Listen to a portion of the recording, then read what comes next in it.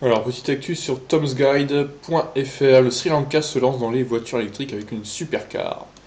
La supercar EVX du constructeur sri-lankais Vega fera sa première apparition publique au salon d'automobile de Genève qui aura lieu en mars.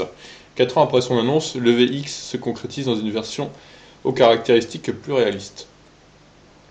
Le Sri Lanka n'est pas un pays qui vient en tête quand on parle des voitures électriques et encore moins de supercars, mais Vega veut changer ce paradigme, un peu comme la Turquie avec ses deux véhicules récemment présentés. Oui, j'ai l'impression que les pays maintenant se lancent eux-mêmes dans la construction de voitures électriques.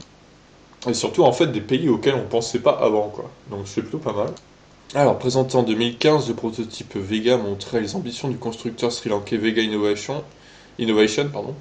À l'époque, elle était annoncée avec une motorisation développant 900 chevaux, capable de la propulser de 0 à 100 en 3 secondes et demie. Ces dernières années de travail ont fait revenir la supercar à des caractéristiques plus raisonnables et un nouveau nom.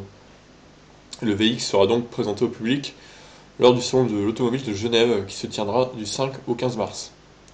Elle est dorénavant équipée de deux moteurs offrant un total de 402 chevaux répartis sur les 4 roues. Moins de la moitié de ce qui était prévu il y a 5 ans. Le 0 à 60 miles par heure a été revu à la hausse avec 4 secondes. Ça reste pas mal, 4 secondes, ça va. Ce qui est moins bien que la Tesla Model 3 Grande Autonomie avec la mise à jour à 2000 $. C'est également bien moins que les 2 secondes 7 nécessaires à la Model S sans P sans D pour atteindre les 100 km/h. Aucune de ces deux n'est considérée comme des supercars. Qu'autonomie, le VX n'offre que 240 km, c'est faible, encore plus faible que les 320 km de la Porsche Taycan, oui, qui sont pas vraiment 320, on va pas revenir là-dessus, mais c'est les 320 km EPA, elle est plutôt autour de 400-420 la Porsche, d'autonomie réelle.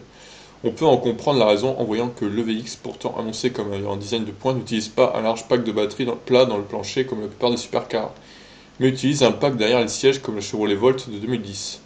Vega n'est pas le seul fabricant automobile sri-lankais, mais le seul autre microcars produit des voitures sous licence SsangYong et Geely. Et on n'a pas le prix de cette voiture qui n'a finalement que peu d'intérêt, on va pas se mentir, parce que là les perfs sont pas ouf. Surtout l'autonomie, à mon avis, vu la batterie, enfin vu l'autonomie, il ne peut y avoir plus que 60 kWh de batterie, voire 50 peut-être, ou peut-être même plutôt 50 en fait. Donc ouais, c'est un peu décevant là quand même.